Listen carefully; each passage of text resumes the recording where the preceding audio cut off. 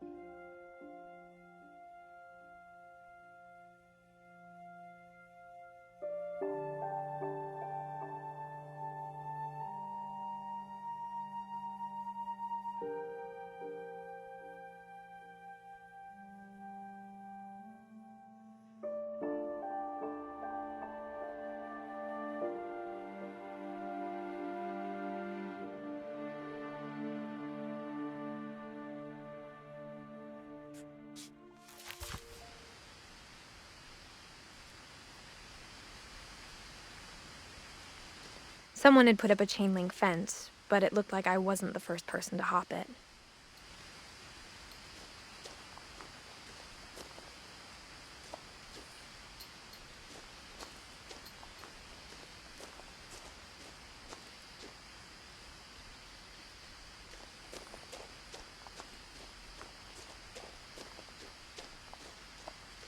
I lived here until I was 11, but I wasn't allowed inside half the rooms.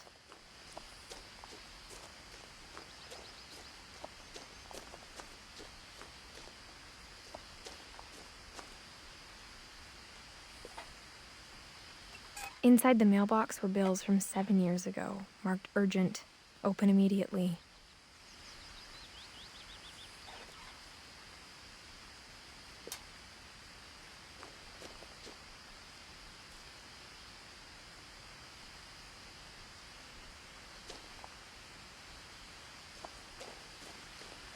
I hadn't been back since my brother Lewis's funeral.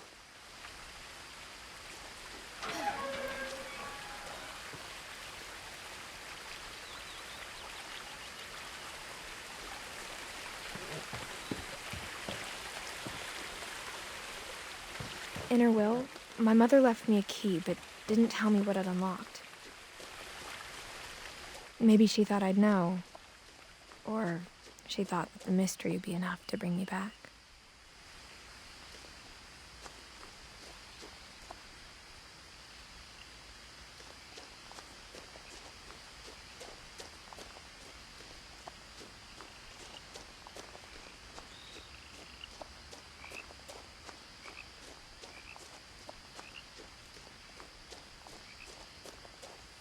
No one had driven this way in a long time, but I saw a few hoof prints.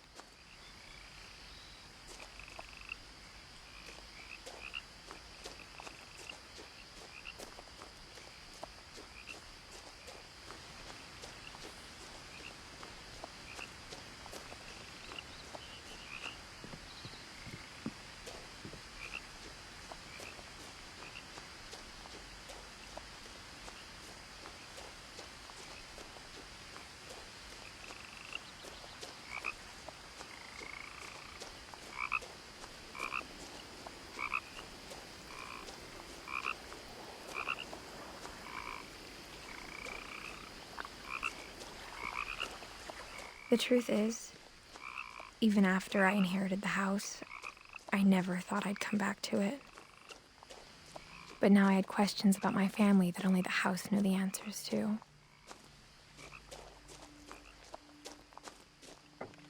The woods around the house have always been uncomfortably silent, as if they're about to say something but never do.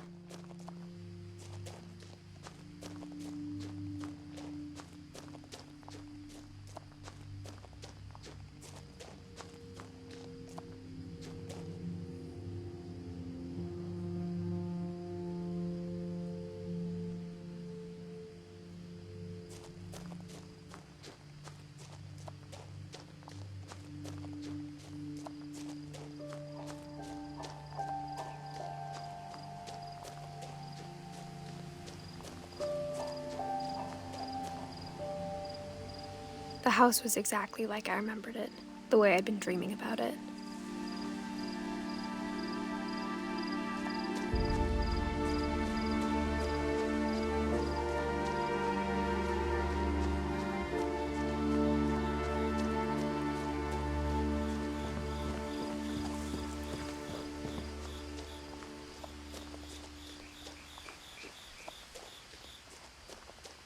I asked Edie once about the dragon in the pond. She said it had killed her husband. I was 6. It seemed like an odd joke to me even then.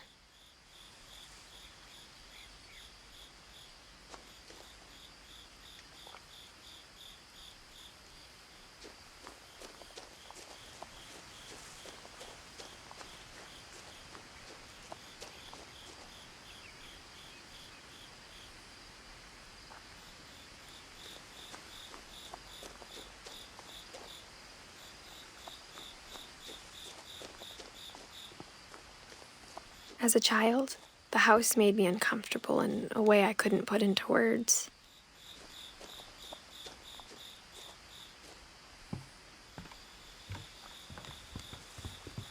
Now, as a 17-year-old, I knew exactly what those words were. I was afraid of the house.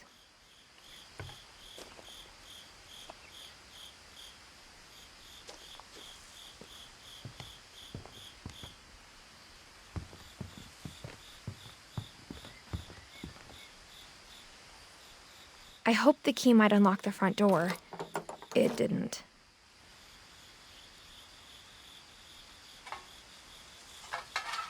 Looking in, I felt like the house itself had been waiting for me.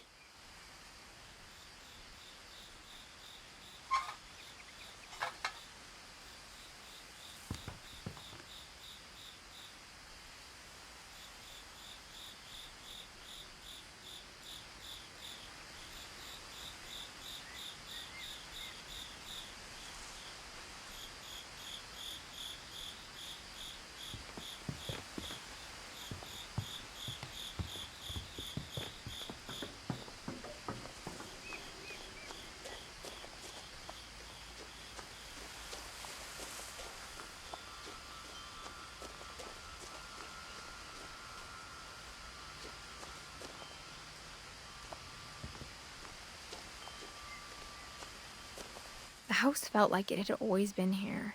Even the swing set was older than my mother.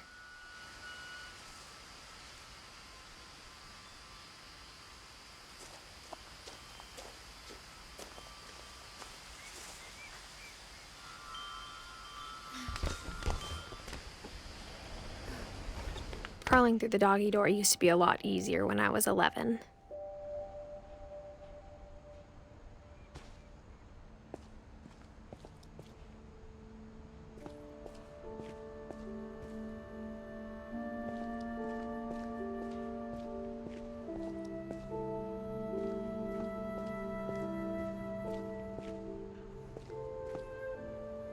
The power had been turned off the night we left.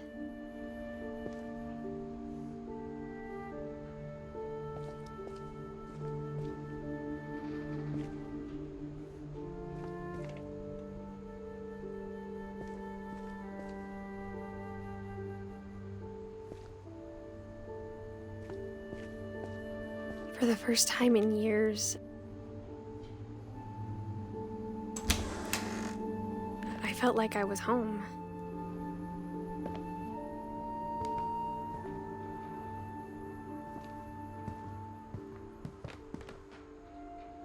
But instead of a family, there were just memories of one.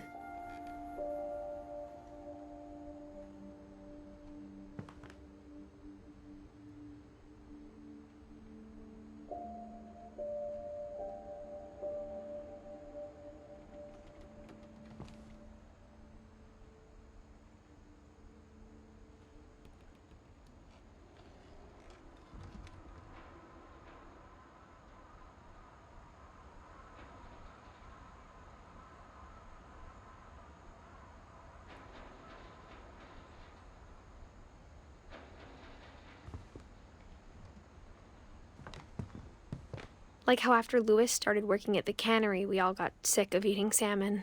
Except our cat, Molly.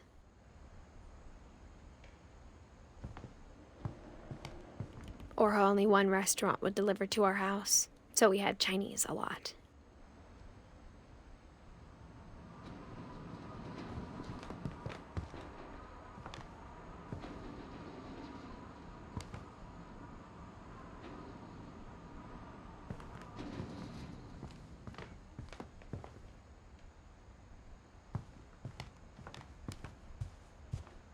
The table was still a wreck from the night we left. It was like a bomb had gone off, killing everyone but sparing the furniture.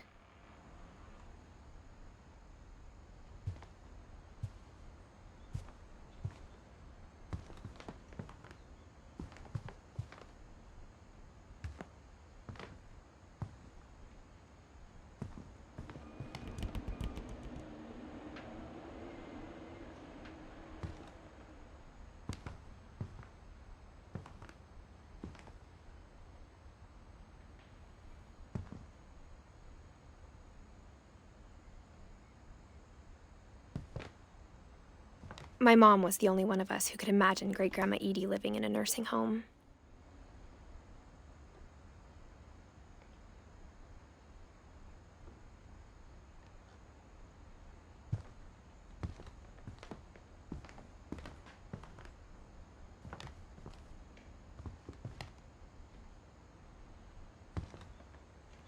Nothing in the house looked abnormal.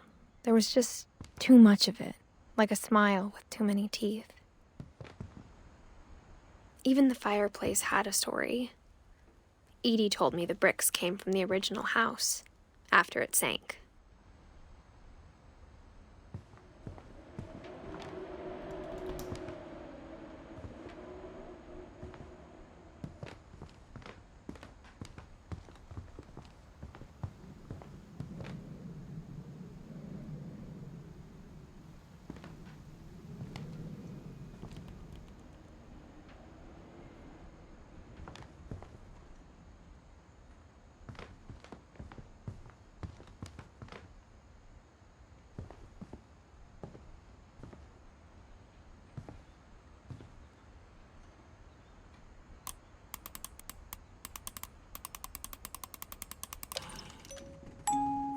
Great-Grandpa Sven built a music box for Barbara, along with the rest of the house.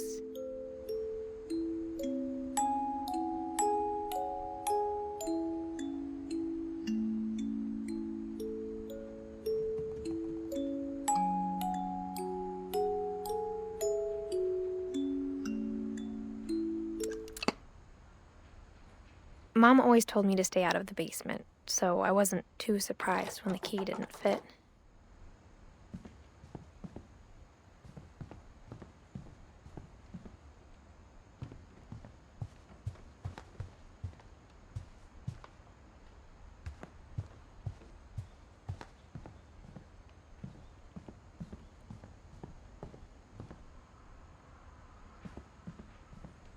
My mom wasn't much of an optimist, but she never stopped believing that my brother Milton was alive.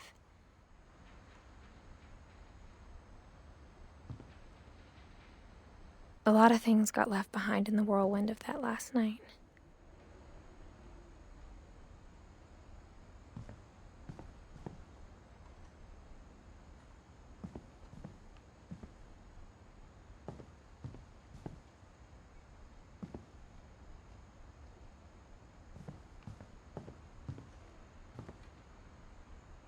After Milton disappeared, Mom sealed up all the bedrooms. Then Edie retaliated and drilled peepholes.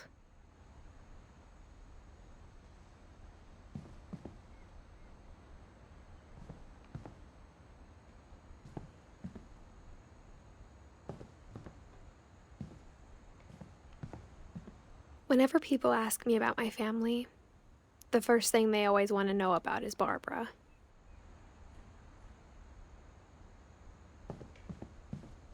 Edie's father, Odin, built the original house.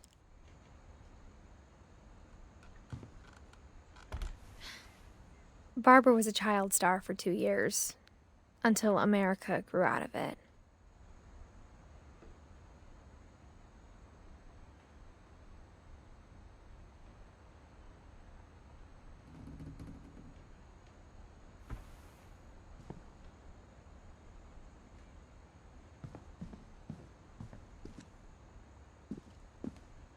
Mom must have locked the third-floor stairs on the night we left.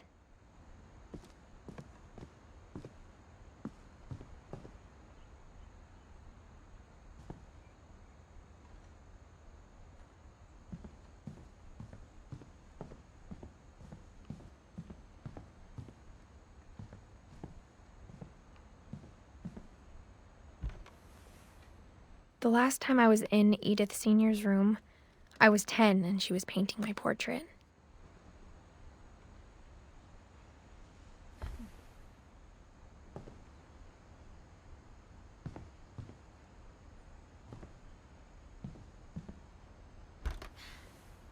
As a kid, I just assumed every house had peepholes and sealed rooms you weren't allowed inside of.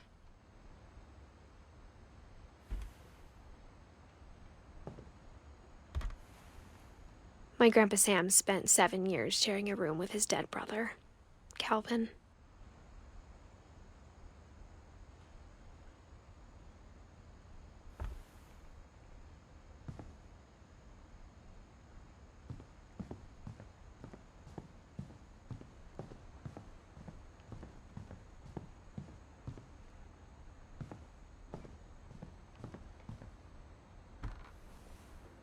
Molly always seemed like a girl I could imagine being friends with, if she hadn't died in 1947.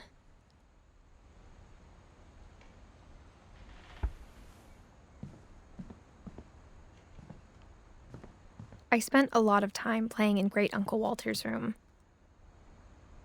I think my mom sometimes regretted not sealing it up.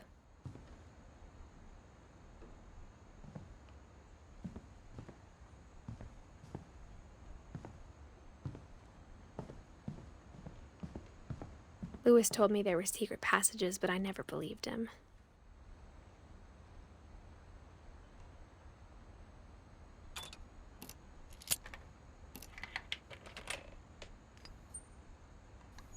Turns out, my mom was really good at keeping secrets.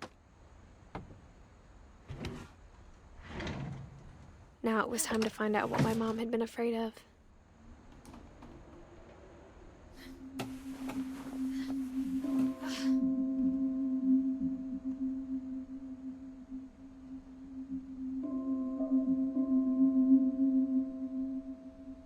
From the paintings on the wall, it was clear my brother Milton had been here before me.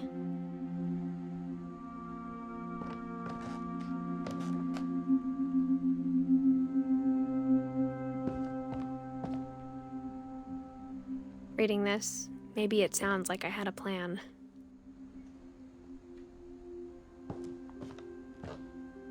But I had no idea what was behind that door.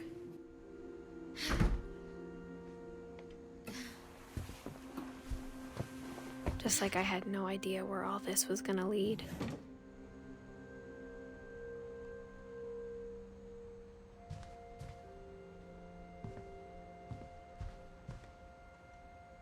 I grew up looking at Molly's room through the peephole. Being inside for the first time, I felt like I'd stepped behind a painting.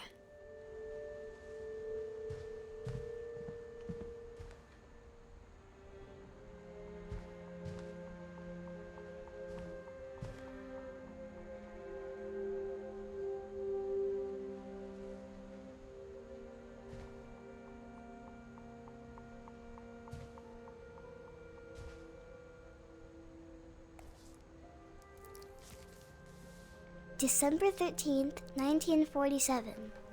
Dear Diary, I'll be gone soon, but I wanted to tell somebody about what's gonna happen. It started when Mom sent me to bed without dinner. I woke up and I was starving, so I looked around for something to eat.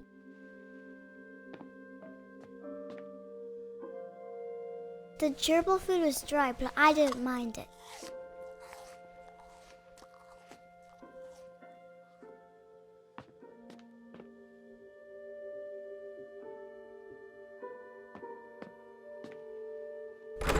Mom, can I come out now?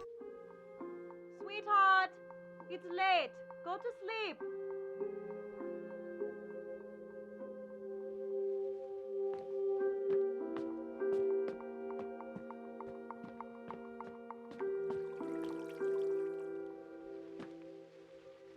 I thought about eating Christopher, but I held back.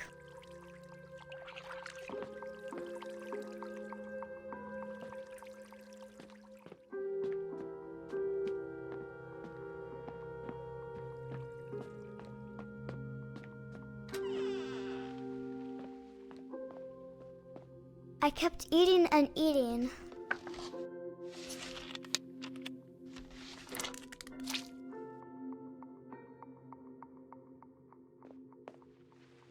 I ate a lot of things that night.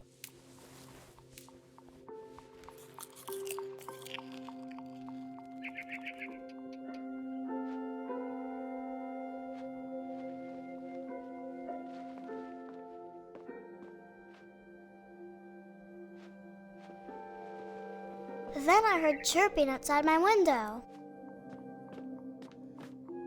It was a barn swallow going back to her nest. I reached out for her.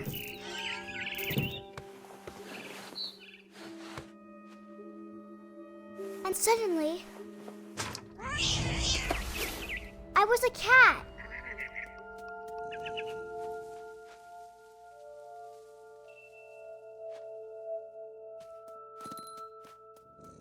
I tried to be quiet, but the bird was really scared.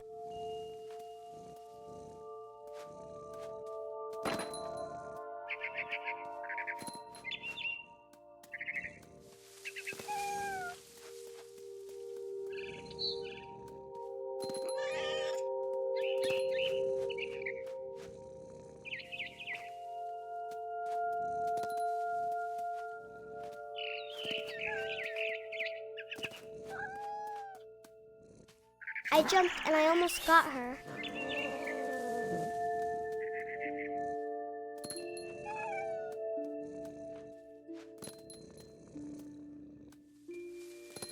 I could tell she was getting really tired.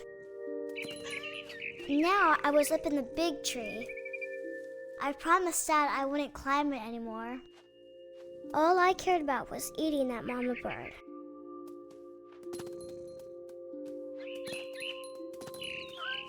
I gobbled her up.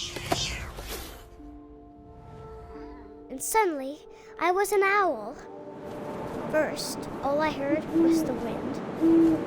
Then I heard little teeth nibbling in the grass.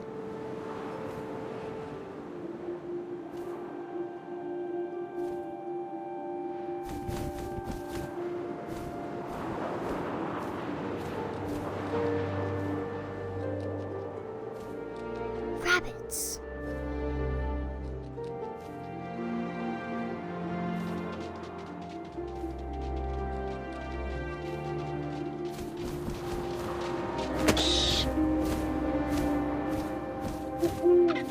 I imagined his face looking up and seeing mine through my talons.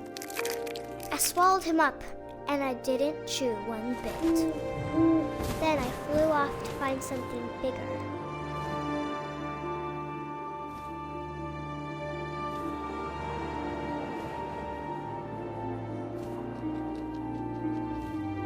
A mama rabbit.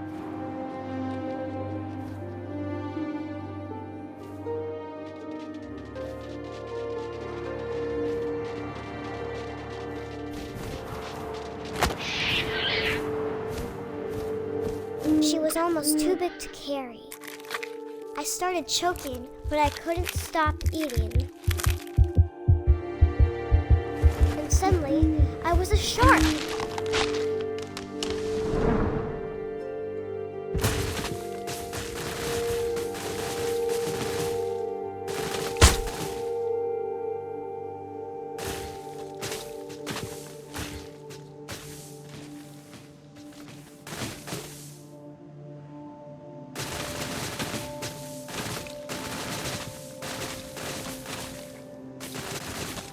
I rolled off a cliff and into the ocean. Now, I was hungrier than ever.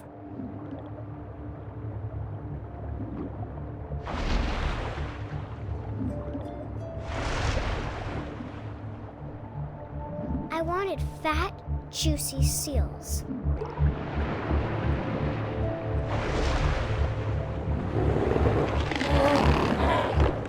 I tore off her flipper, and it tasted really good.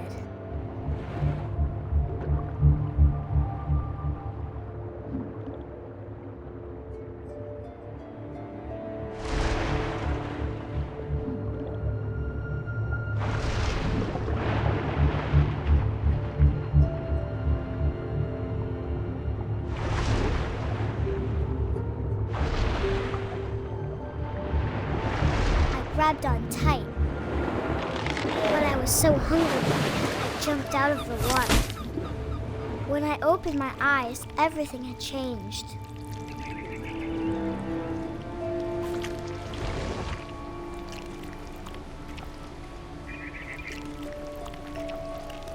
Now I was a monster, and I smelled people everywhere.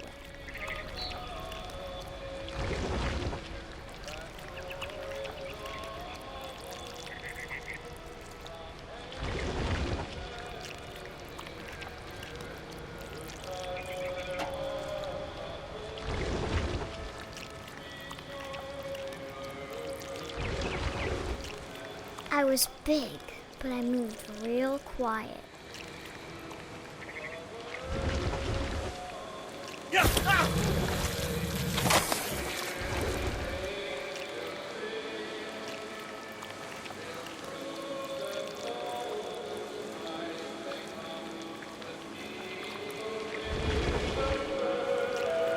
I wanted to stop, but also I didn't.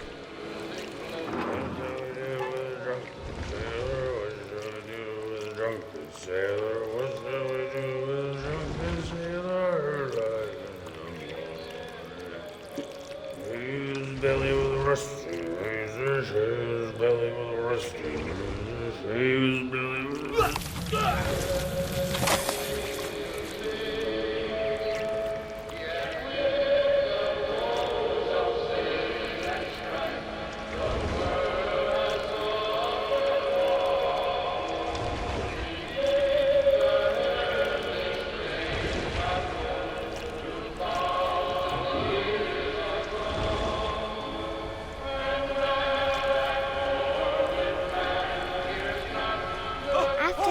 Passenger, I was still hungry.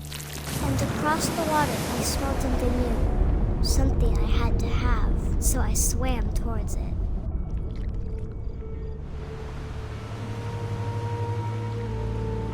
I slithered onto the sand, and the good smell went into an old pipe.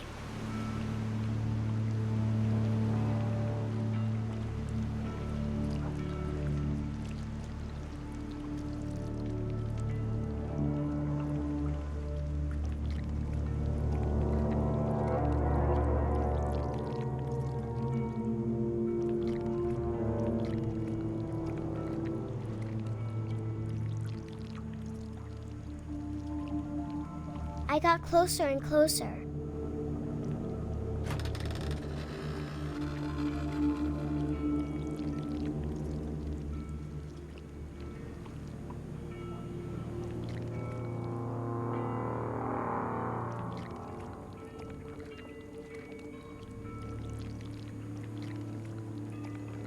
all my stomach started growling. And suddenly, I was me again. I held my breath for a long time, but I couldn't hear anything. I think it's waiting for me to fall asleep. But it's not going to wait much longer. It needs to feed, and we both know I will be delicious.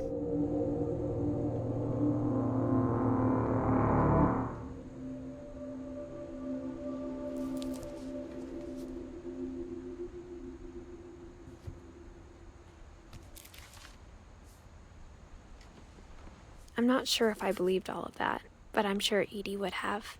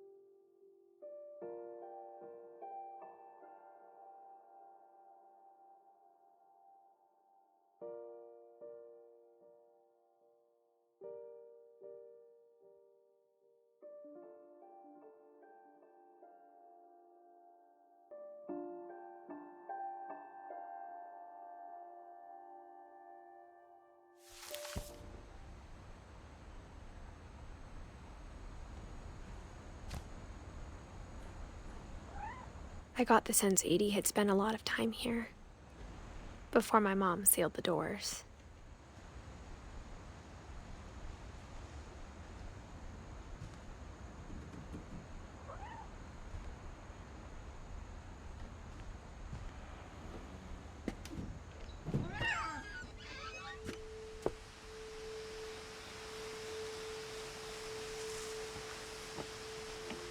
This will be obvious later, but my mom never told me any of these stories. Edie would have, but Mom didn't like bringing up the past. Though, when we adopted a stray kitten, she was the one who named it Molly.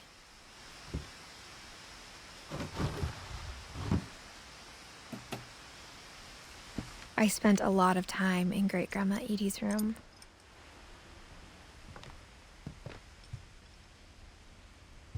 We got along, and it was a good place to hide from my mom.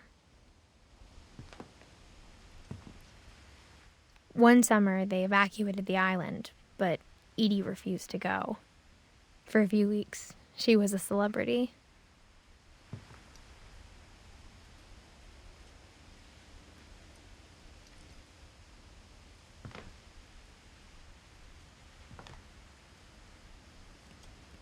When Edie told people Sven was killed by a dragon, she could also have said he was building a dragon-shaped slide that collapsed. She could have, but she didn't.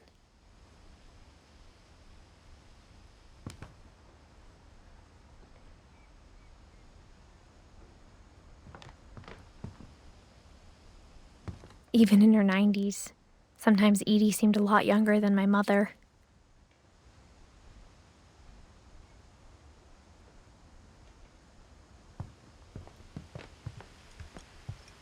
Edie knit me a new pair of gloves every year, just in time to replace the old ones.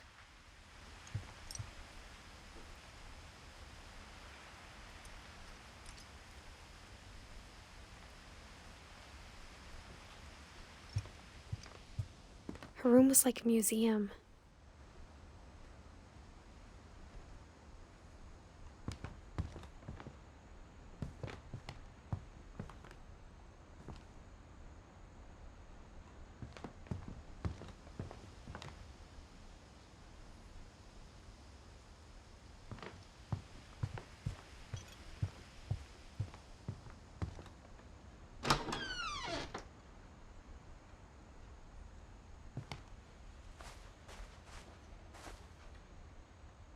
The only trace Grandpa Sam's first wife, Kay, left on the house was the pink bathroom.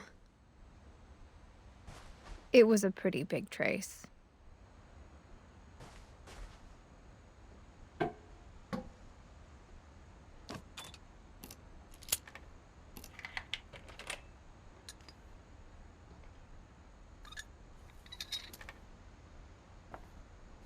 There's a secret in this bathroom. It's in the last place you would look. It isn't in the cupboard. It's hidden in this book.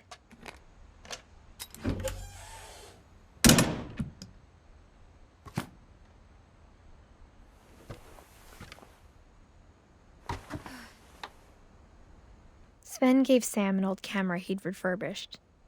He never put it down.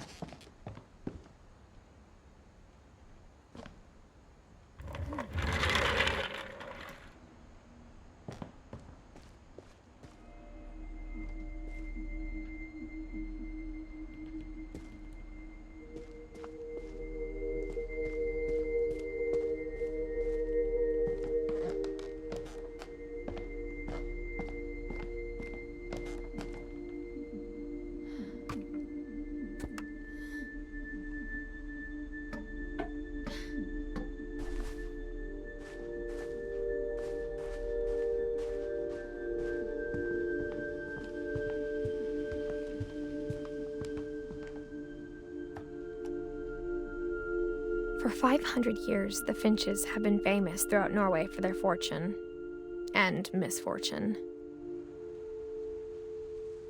Odin Finch buries the latest victims of the family curse, his wife Ingeborg and their newborn son, Johan.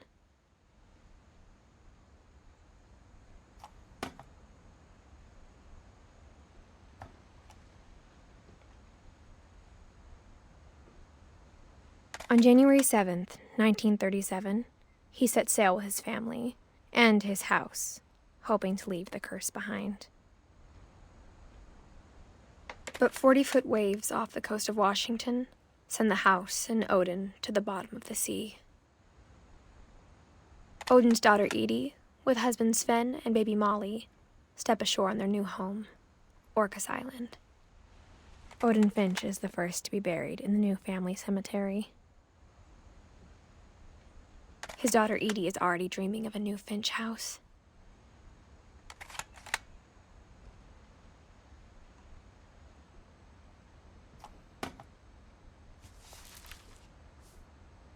Whatever's wrong with this family, it goes back a long ways.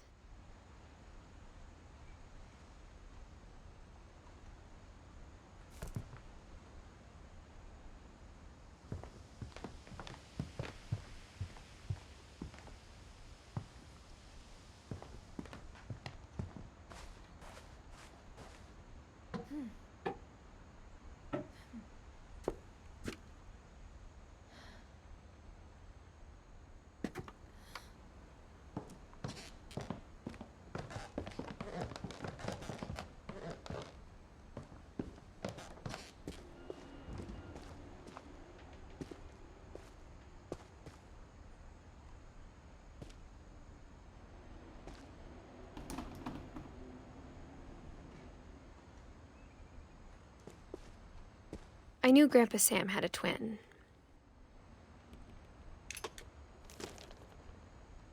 And that he never talked about him.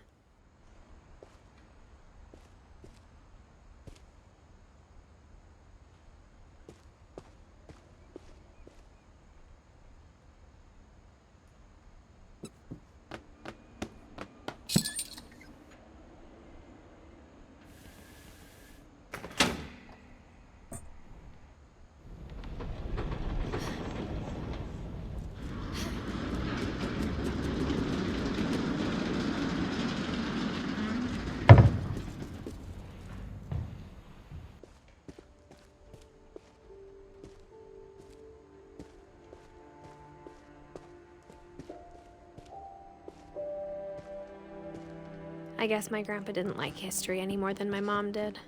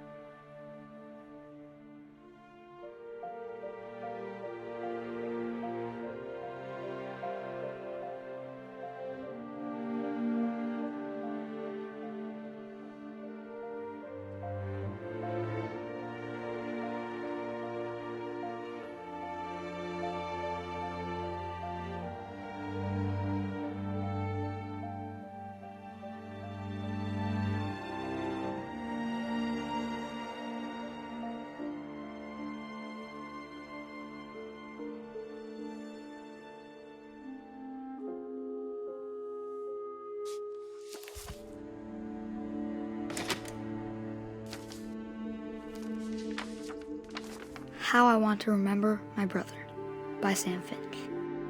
The thing I remember is that when he made up his mind, that was it.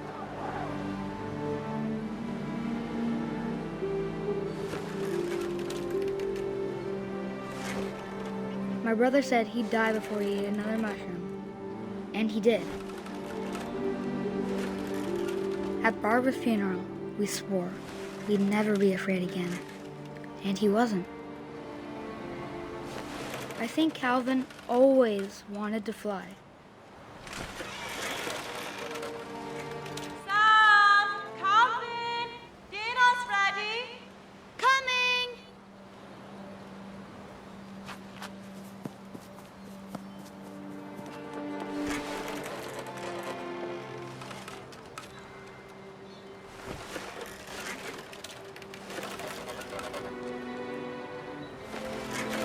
But that day, he finally made up his mind to do it.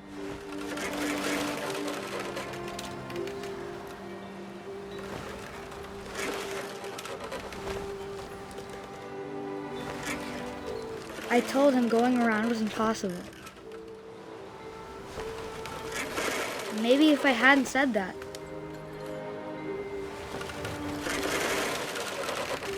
Calvin! I'm not gonna tell you again! maybe if the wind hadn't picked up,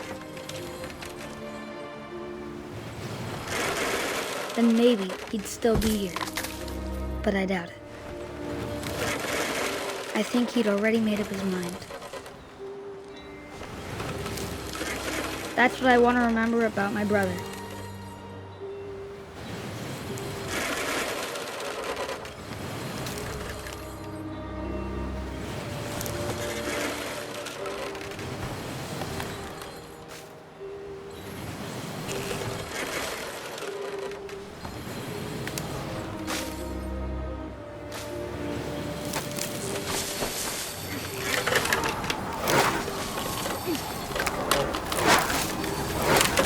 The day he made up his mind to fly, and he did.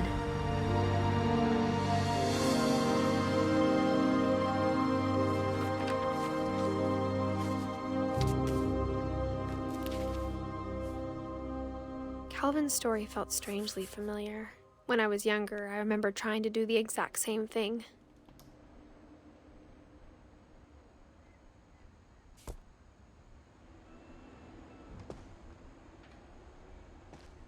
After the funeral, Edie roped off Calvin's half of the room.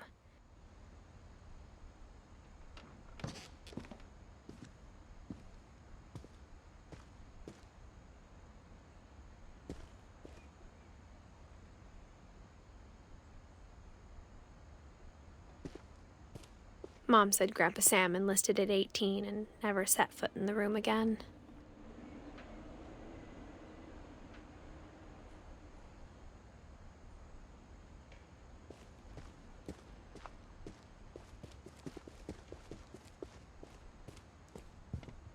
The passages were a pretty tight fit.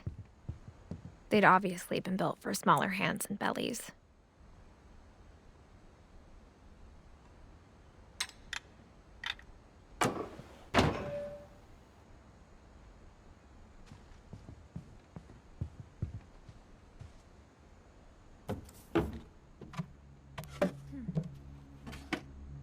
Growing up, I always thought of Barbara as a child star.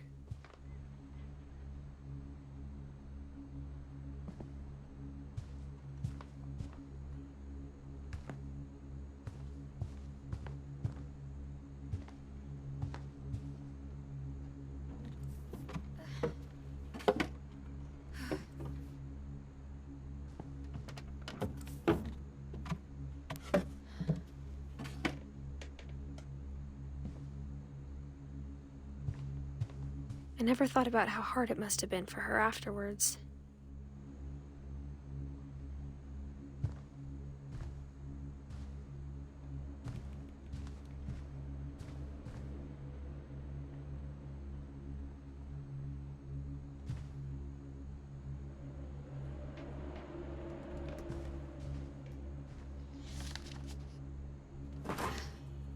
Of all the stories people wrote about Barbara's death, I'm surprised Edie saved this one.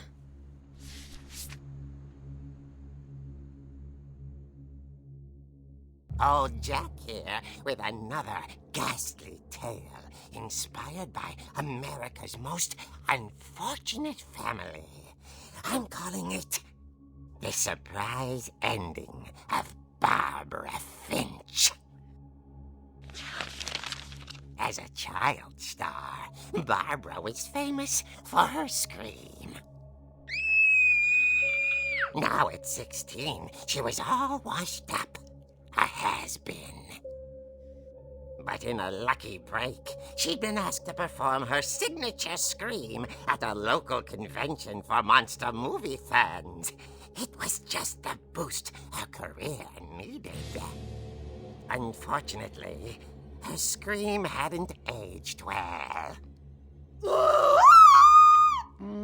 Getting better. I think you just need the right motivation. Her biggest fan and current boyfriend, Rick, was about to demonstrate when... Now that was a great scream. It was Barbara's father, Sven. He'd slipped into a table saw and had to be rushed to the emergency room. So Barbara got stuck babysitting her youngest brother, Walter. Her convention comeback was cancelled. Okay, I'm hearing frustration, but I'm not hearing terror. What if I tried... A gang of hoodlums in Halloween masks have been terrorizing Orcas Island tonight. Police are urging residents to...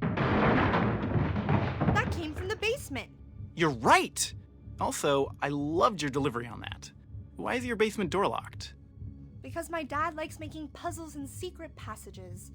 There's a key hidden in the music box. The secret is to keep winding and winding until finally the key pops out. Thanks, babe. I'll be back in a sec. 20 minutes later, Rick hadn't returned. So Barbara went to look for him, right on cue. She reached for the music box. And as she wound the key, she listened for Rick, but the house was silent.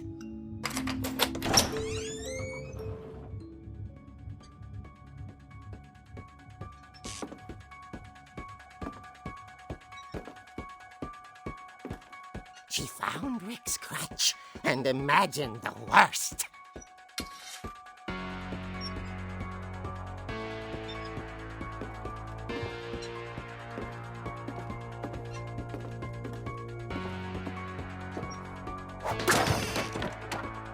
The gang's leader is the infamous Hookman Killer, Dr. Carl Hamill, who impaled and then ate his family 10 years ago tonight.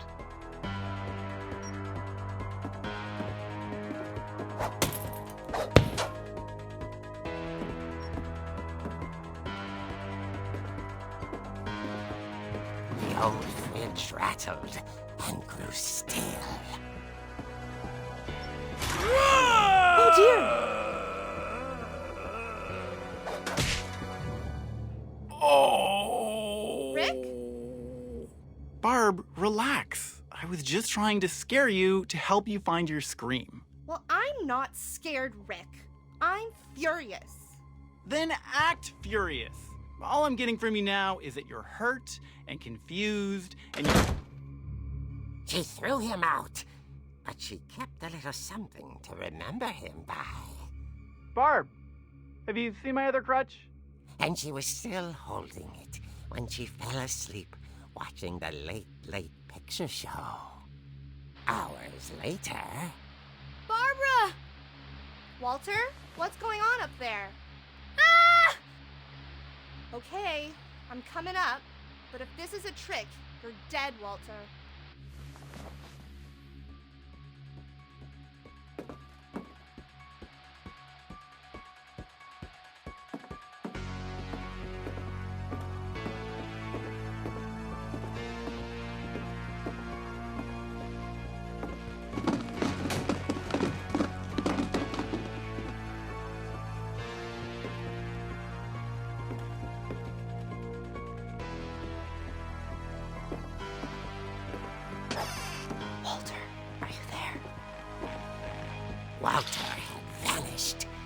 his bedside radio was still on.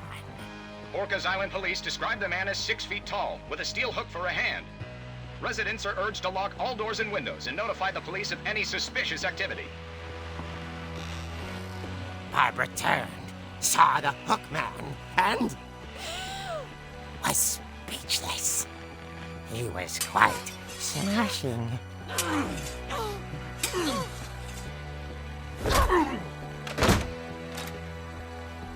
And whoever he was, he couldn't get enough of Barbara. Okay, Barbara, there's gotta be another way out of here.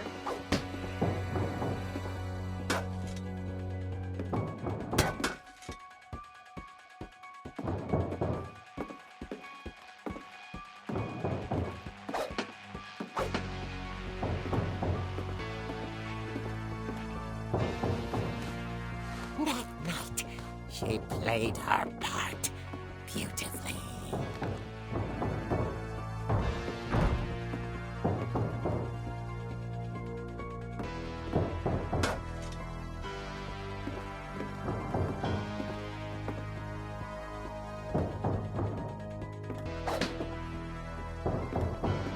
Molly's door hadn't been opened in years.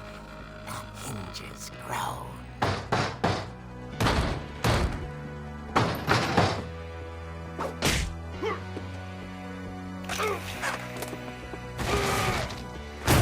He wasn't moving, but she sensed the story might not be over yet.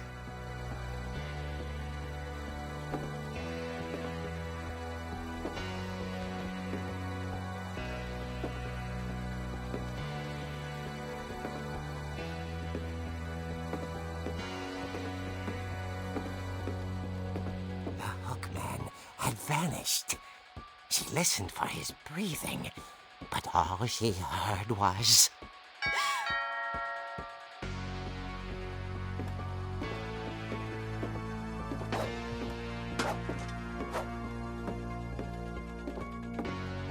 At the door, she heard whispering. It was coming from inside the house.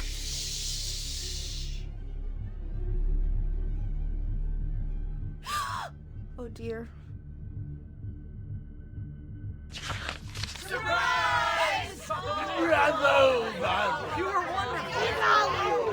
monsters had come to surprise her. For Barbara, it was a dream come true. Then she saw what kind of monsters they were, and she realized what was about to happen. She was going to be famous. And with her final breath, Barbara Finch gave the performance of her life.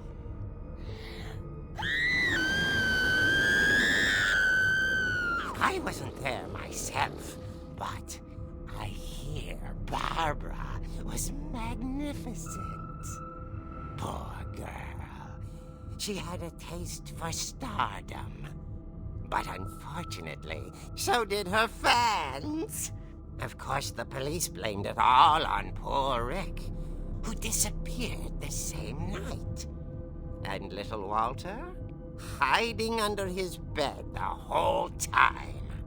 He took it all pretty hard, but that's another story. As for Barbara, tucked inside the music box was all they ever found of her. Her ear. Now that's what I call a real eerie tale.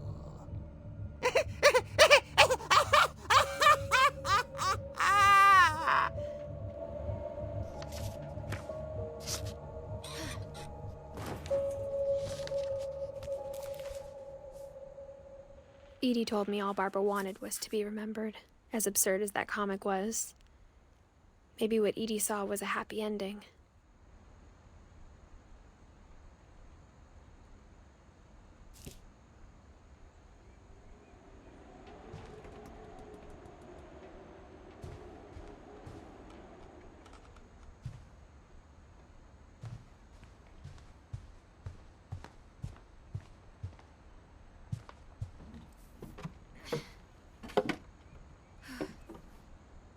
I guess now I know why Mom didn't like me playing with the music box.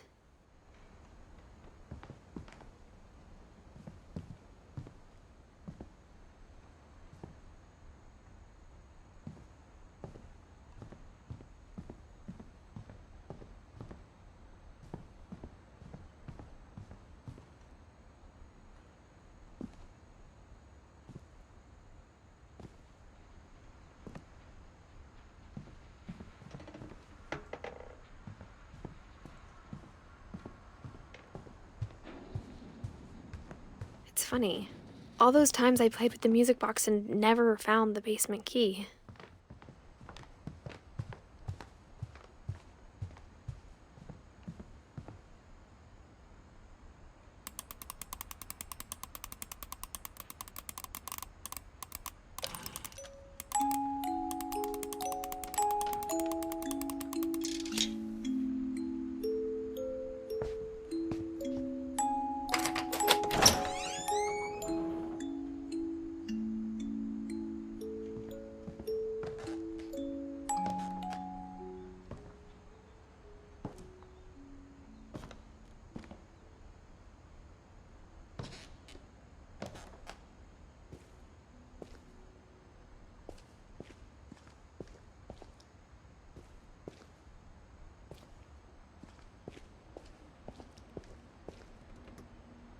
Mom said the basement was off limits, unless I wanted another tetanus shot.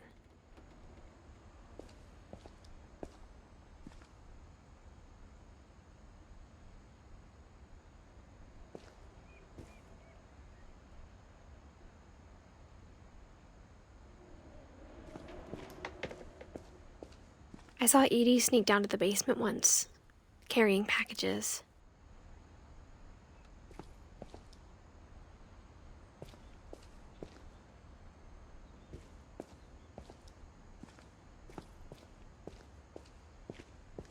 I thought maybe she was hiding presents.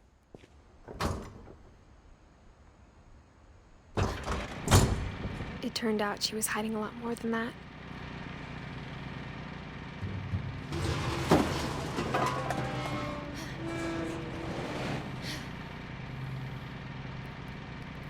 I remember asking Mom once about where Walter had gone. She said after Barbara died, he got as far away as he could. If there's a pattern in all these stories,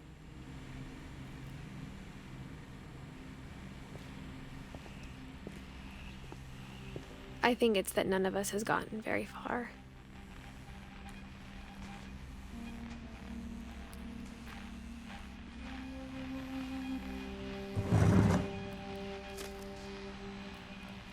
Goodbye, everyone. I can't believe I've been down here for 30 years. On that first day, after the shaking started, I didn't think I'd survive a week.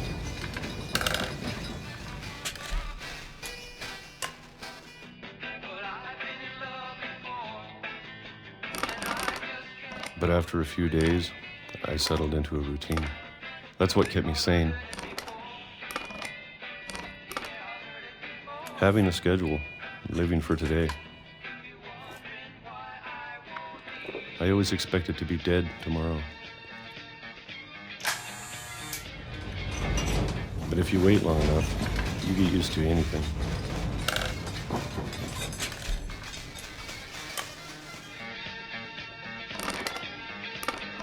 Even a monster on the other side of the door starts to feel normal. Almost friendly.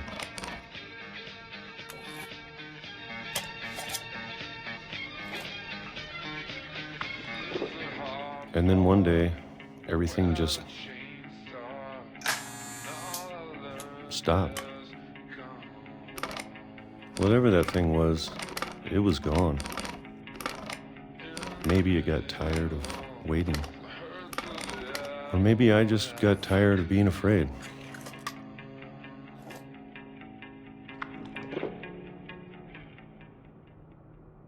It's been a week now, the longest in 30 years.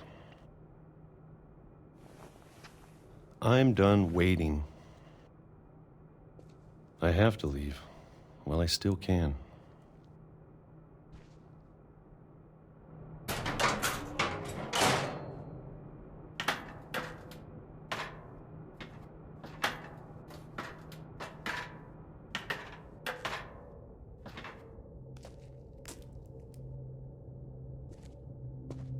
I know it's out there, somewhere.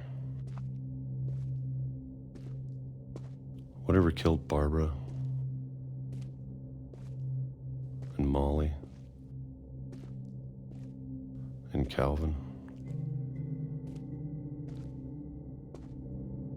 Maybe this is all a mistake. But I need to stop living the same day, even if it kills me.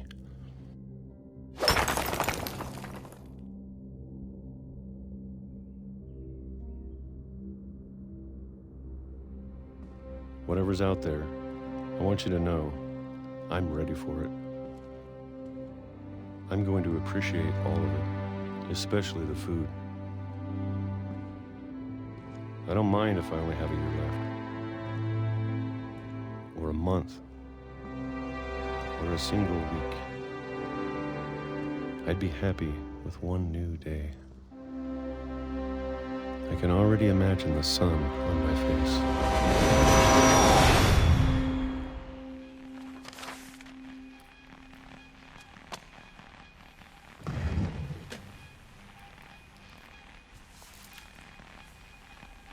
Walter died when I was 6. I can't believe my mom never told me he was down here.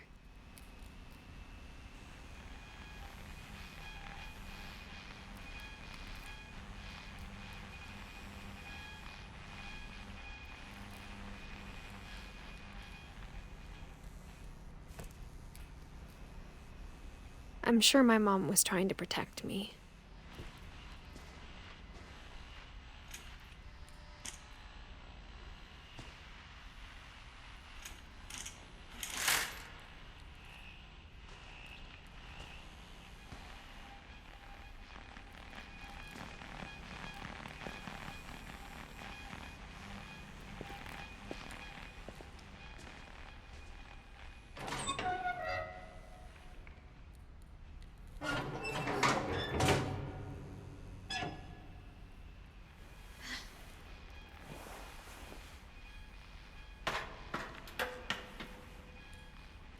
Maybe she was afraid I'd end up like Walter.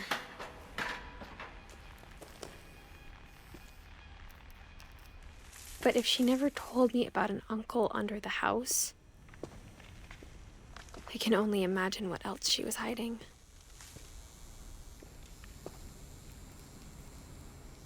I don't want to make the same mistakes she made.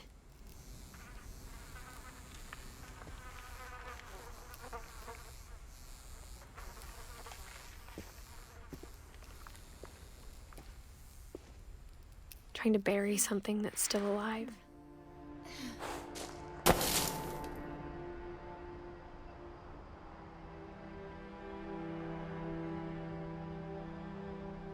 Now that there's only one of us left, or maybe 2, I thought it was time I heard the stories for myself and found out what happened to everyone else. But now I'm worried the stories themselves might be the problem. Maybe we believed so much in a family curse, we made it real.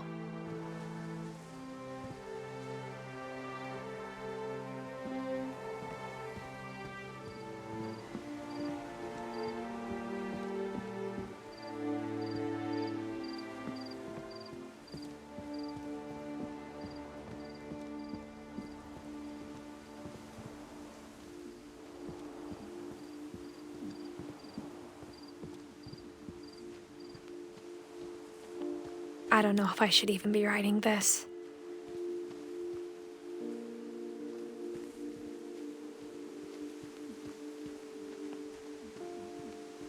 Maybe it'd be better if all this just died with me.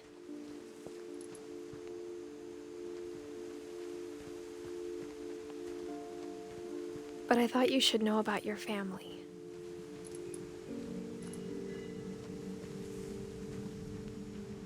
and the history you're a part of.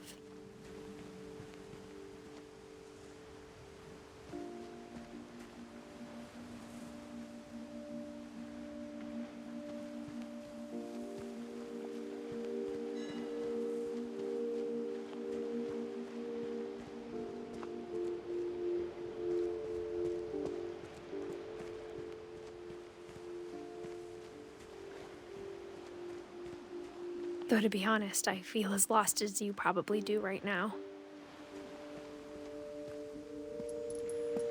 I think the people in these stories believed them, for what that's worth.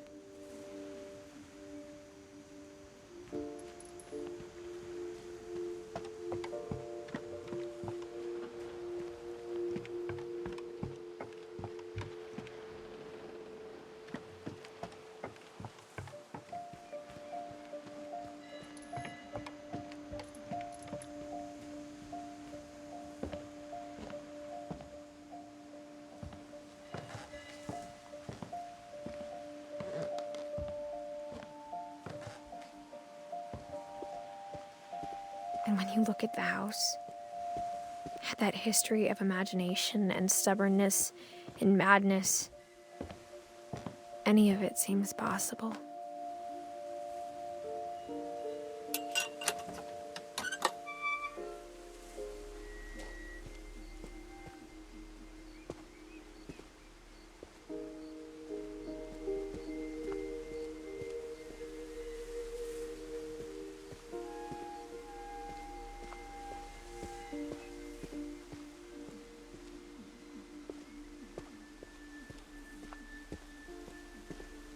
I think we've been surrounded by death for so long, we've just gotten used to it.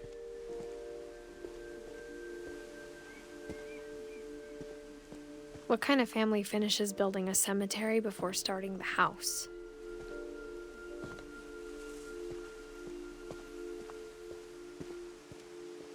It's embarrassing for me to admit this, but the pet cemetery made me more uncomfortable than the human one. 3 of the gerbils are mine, and 2 had been my fault.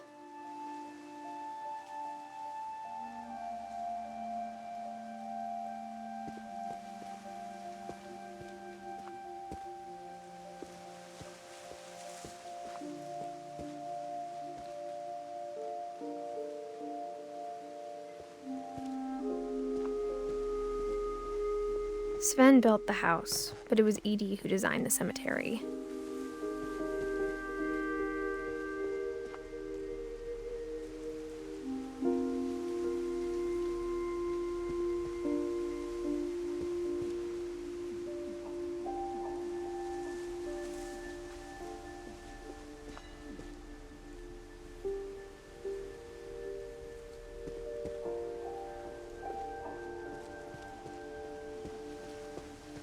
I'm sure Odin's monument had been Edie's idea.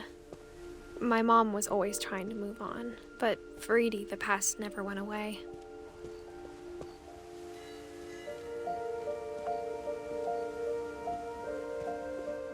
She could see it poking out of the water at low tide.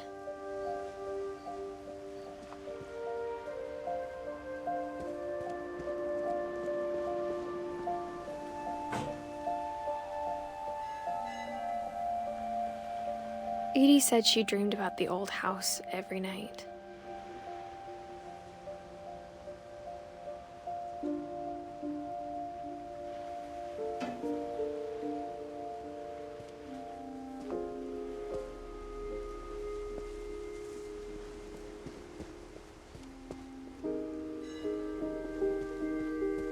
Edie's side was always easier for me to understand. But the older I get, the more I can see where my mom was coming from. Her dad had been pretty strict, but it wasn't enough to save her brothers. She was just trying to do better.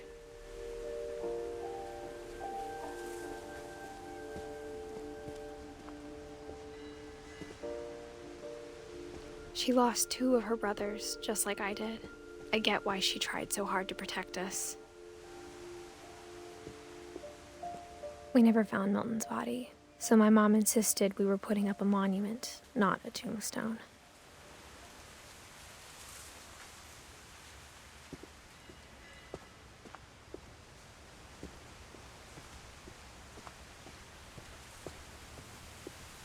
There's so many things I wish I could ask my mom now. Part of me thinks this is what she wanted all along. For me to come back someday and find everything out for myself.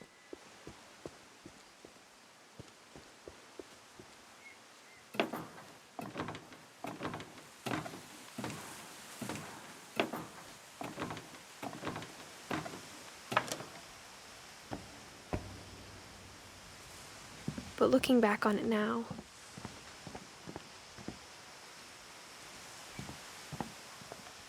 if she told me there was going to be so much climbing, I never would have come when I was 22 weeks pregnant.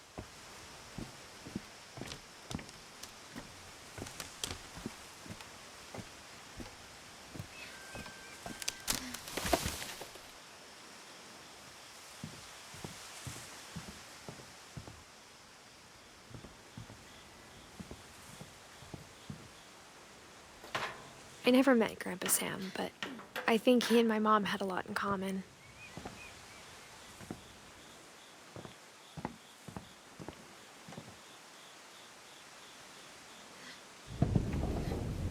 They were both pretty intense. Sam spent his life shooting photos, but Mom said he got nervous being in front of the camera. I guess we're all afraid of something.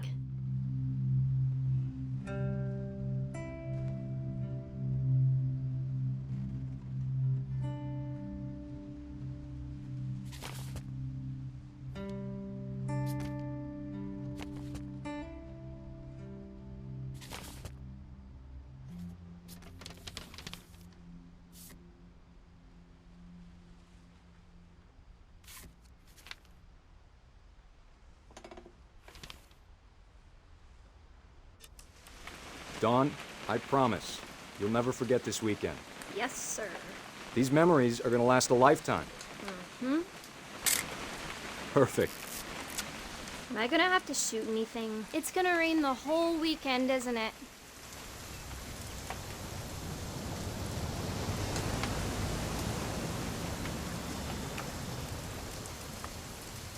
I will never forget this weekend, Dad. That's okay, got it.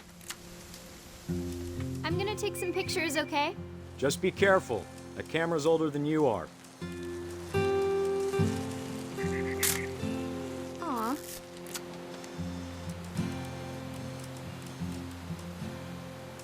You're right, Dad. It's starting to clear up. Still freezing, though.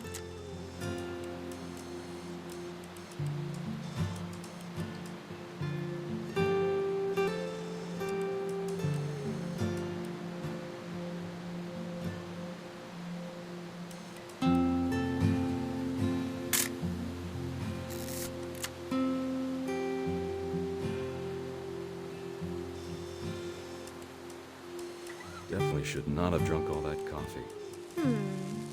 Hold still one. Hey! That's a keeper. I'm just saying, I'm not always gonna be here, Dawn. You'll need to remember this stuff, if you want to survive. I'll be fine, Dad. You know who else thought he was gonna be fine? Some guy who died. Dawn, I'm being serious. I know, Dad. You're always serious. Doesn't being out here make you want to chill out? Well, to tell you the truth, I haven't been out here in 20 years.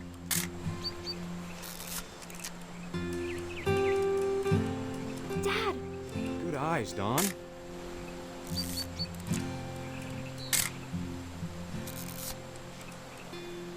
Before you take the shot, let me get a picture of you. Dad...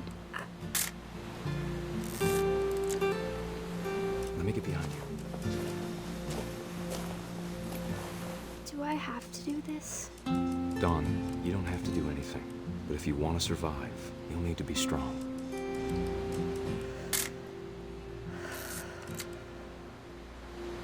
Now keep yourself squared up, elbows down, like we practiced. Whenever you're ready. Great shot, Dawn!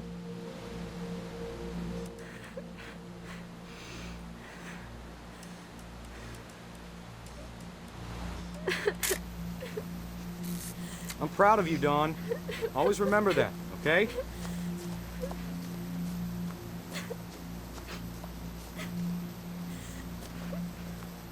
Dad, it's twitching. I think That's it's totally so... normal, Dawn. Just focus on the camera. Try not to think about— Dad!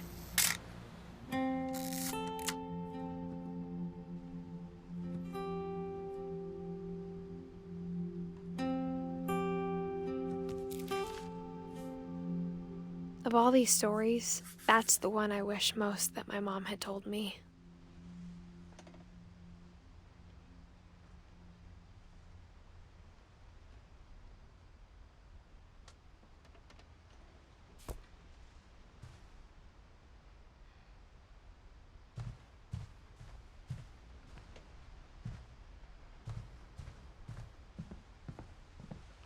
Instead of hiding from death, Sam seemed to go out of his way to meet it.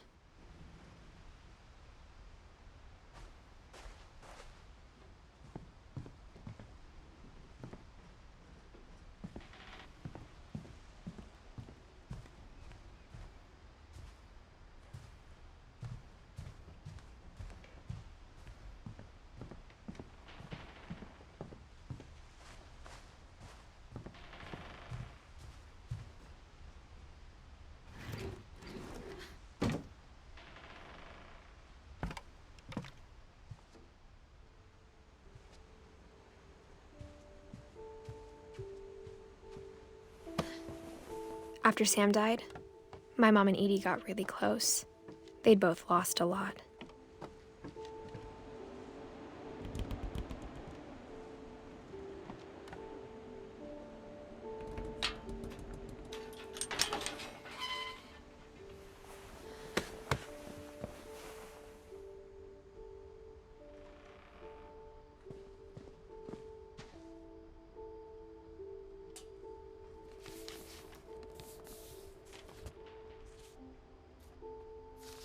Dear Kay, do you remember the way Gregory used to laugh when he thought he was alone?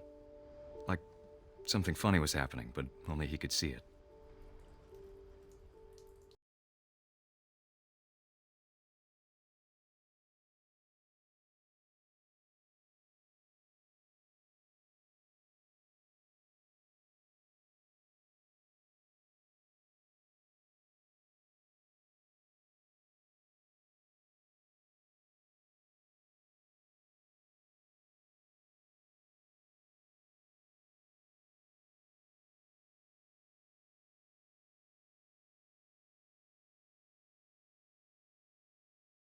It's time to... Hold on, sweetie. Hello? Sam, I told you I don't want to talk right now. I wonder what he saw. What his world was like.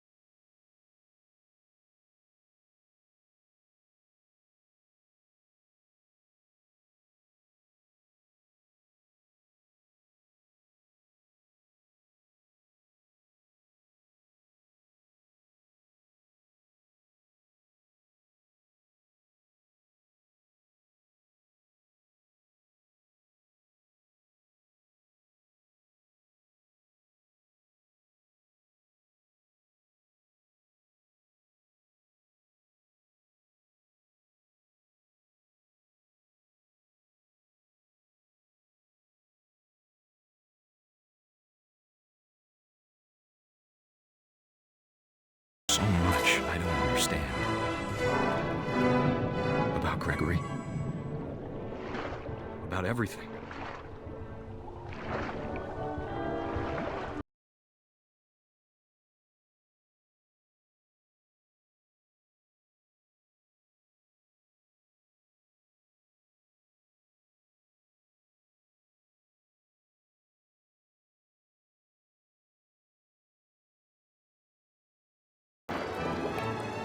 I'm sure he's happy. And he'd want you to be happy too. Good luck, Kay. Love, Sam.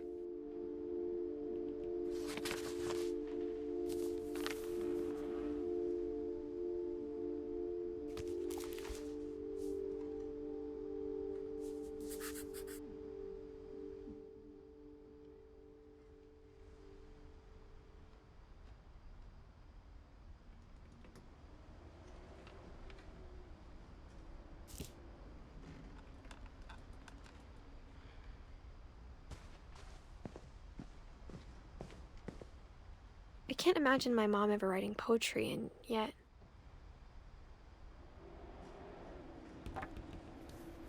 A poem for Gus, who always said the wedding was a bad idea. Our father never hit us kids, at least not very hard, before the day my brother said with teenage disregard that he'd be dead before he'd see a wedding in our yard.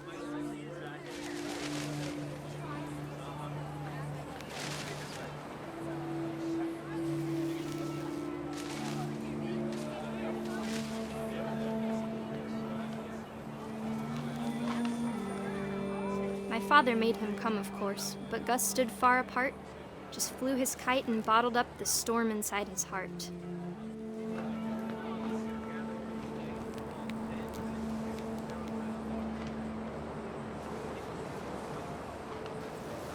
I tried to talk him out of it, but though he'd never met her, "We don't need a stepmom," were the words that I now remember. pronounce you husband and wife. You may kiss the bride.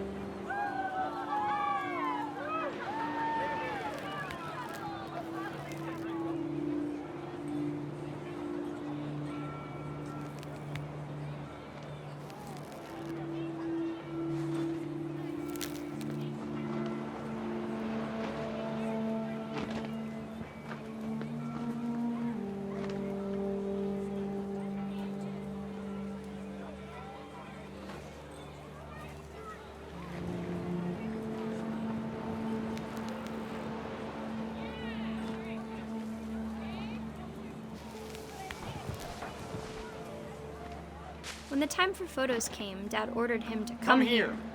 But Gus declined, and as a sign held up his middle finger.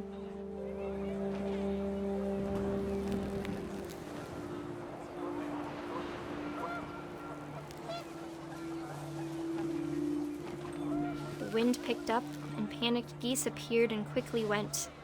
But all the humans did that day was go inside the tent.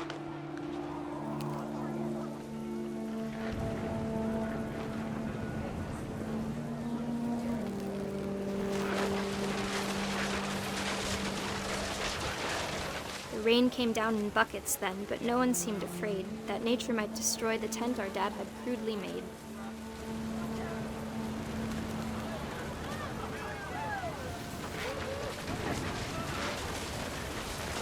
The thunder sounded much too close and full of angry power, but all my father said to this was, "Make the music louder."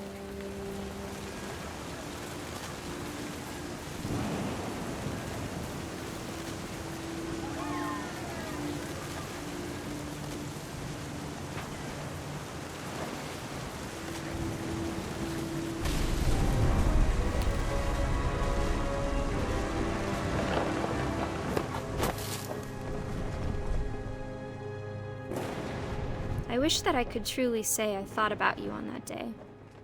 Out there on the beach alone, just you, the wind, the sea, and foam.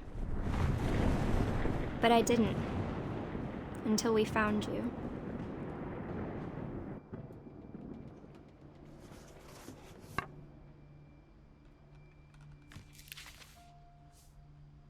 She never talked about him, but Mom told me once if I was a boy, they were going to name me Gus.